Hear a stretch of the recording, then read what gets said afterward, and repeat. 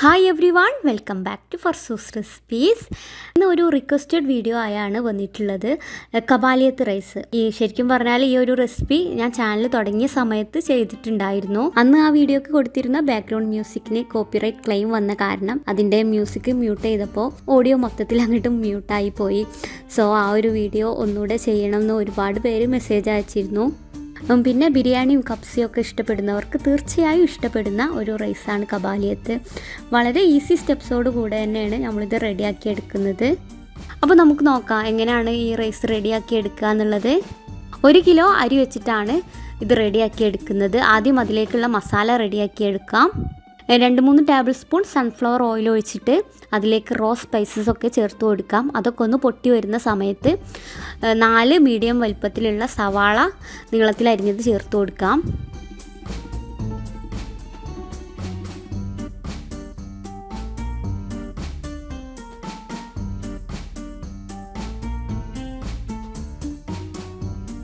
ആവശ്യത്തിനുള്ള ഉപ്പ് ചേർത്ത് കൊടുത്ത് ഒന്ന് വഴറ്റിയെടുക്കാം.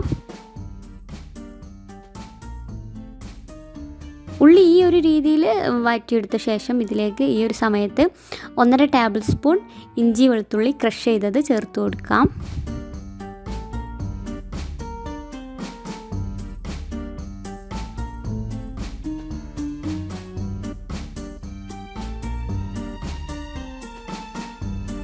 അതിൻ്റെ പച്ച സ്മെല്ലൊക്കെ ഒന്ന് മാറി വരുന്ന സമയത്ത് ഇതിലേക്ക് 3-4 പച്ചമുളക് ചേർത്ത് കൊടുക്കുന്നുണ്ട്.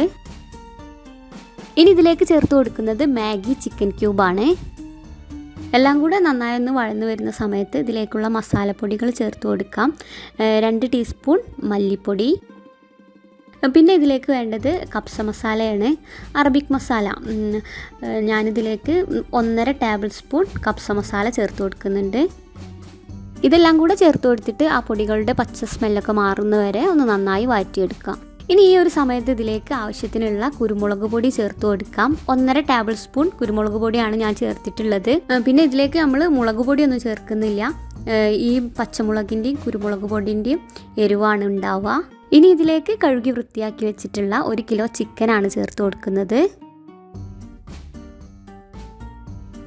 മീഡിയം വലുപ്പത്തിലുള്ള പീസസ് ആക്കിയിട്ടാണ് ചിക്കൻ മുറിച്ചെടുത്തിട്ടുള്ളത്. എല്ലാം കൂടെ നന്നായി ഒന്ന് മിക്സ് ആക്കി എടുക്കണം. ശേഷം ഇതിലേക്ക് 1/4 ഗ്ലാസ് വെള്ളം കൂടെ ചേർത്തിട്ട് ഒന്ന് അടച്ചു വെച്ചിട്ട് ചിക്കൻ വെന്ത് കിട്ടുന്ന വരെ ഒന്ന് വെയിറ്റ് ചെയ്യണം. പിന്നെ ഈ സമയത്ത് ഉപ്പുണ്ടോയെന്ന് നോക്കിയിട്ട് ഇല്ലെങ്കിൽ കുറച്ച് ചേർത്ത് കൊടുക്കണം. ഇതിലിപ്പോൾ ഉപ്പുണ്ട്, മാഗി ചിക്കൻ ക്യൂബിലൊക്കെ ഉപ്പുണ്ടല്ലോ, അപ്പോൾ അതുകൊണ്ട് ഉപ്പ് പാകത്തിനുണ്ട്. ഇപ്പോൾ ഏകദേശം വേവായിട്ടുണ്ട്. ഈ ഒരു സമയത്ത് ഇതിലേക്ക് 1 ടേബിൾ സ്പൂൺ ബട്ടർ ചേർത്ത് കൊടുക്കുന്നുണ്ട്. ചിക്കൻ ഒന്ന് നല്ല സോഫ്റ്റ് ആയിട്ട് കിട്ടും, അതിന് വേണ്ടിയാണ്.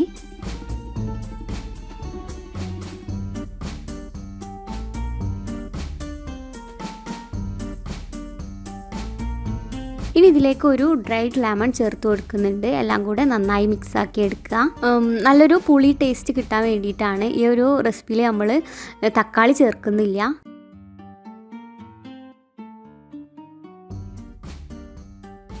മൊത്തത്തിൽ മിക്സാക്കി ആ കുരുമുളക് പൊടിയുടെ ഒക്കെ നല്ല സ്മെല്ലൊക്കെ വരുന്ന സമയത്ത് ഇതിലേക്ക് ഒരു മീഡിയം വലുപ്പത്തിലുള്ള ക്യാപ്സിക്കവും ഒരു ക്യാരറ്റ് ഇങ്ങനെ ഇതുപോലെ വട്ടത്തിൽ അരിഞ്ഞതും ചേർത്ത് കൊടുക്കുന്നുണ്ട്.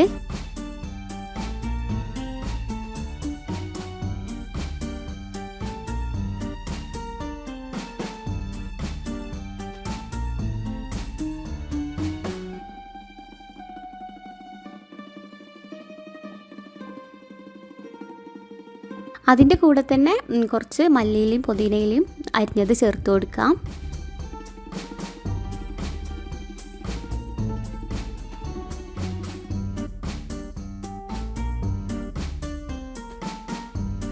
ഇപ്പോൾ ഇതാ നമ്മുടെ കബാലിയത്ത് മസാല റെഡി ആയിട്ടുണ്ട്.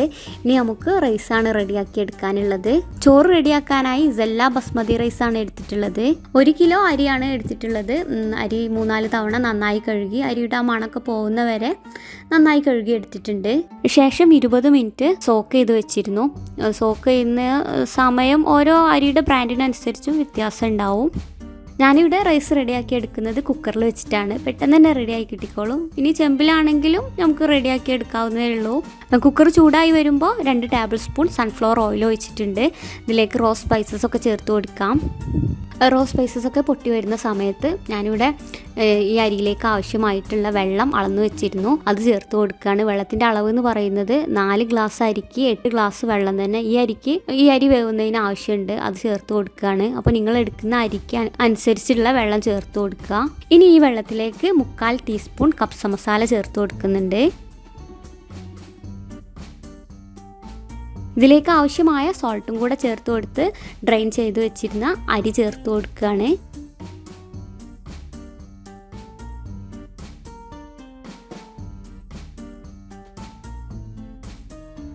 ഇനി നമുക്ക് നമ്മുടെ റൈസിന് നല്ലൊരു സ്പെഷ്യൽ ഫ്ലേവർ കിട്ടാൻ വേണ്ടിയിട്ട് നമ്മൾ റെഡിയാക്കി വെച്ചിട്ടുള്ള ചിക്കൻ മസാലയിൽ നിന്നും 2 ടീസ്പൂൺ മസാല എടുത്തിട്ട് ചേർത്ത് കൊടുക്കാം. ഈ മസാലയിൽ ലാസ്റ്റ് ചേർത്തിരുന്ന ഡ്രൈഡ് ലെമൺ റൈസിലേക്ക് ഇട്ട് കൊടുക്കുന്നുണ്ട്. അതോടൊപ്പം റൈസിന് നല്ലൊരു ഫ്ലേവർ കിട്ടാൻ വേണ്ടിയിട്ട് 1 ടീസ്പൂൺ ബട്ടറും കൂടെ ചേർത്ത് കൊടുക്കുന്നുണ്ട്. പിന്നെ ഈ ഒരു റൈസിന് ബിരിയാണിയുടെ പോലെ ദം പ്രോസസ്സ് ഒന്നും ചെയ്യുന്നില്ല. റൈസ് വേറെയും മസാല വേറെ ആയിട്ടാണ് സെർവ് ചെയ്യുന്നത്.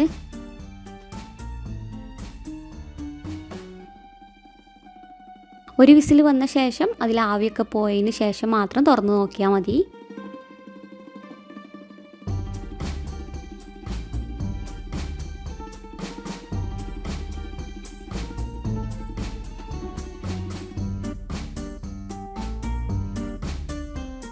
ഇപ്പോൾ കുക്കറിൽ ആവിയൊക്കെ പോയിട്ടുണ്ട്. ഇനി നമുക്ക് ഇതൊന്ന് തുറന്ന് നോക്കാം.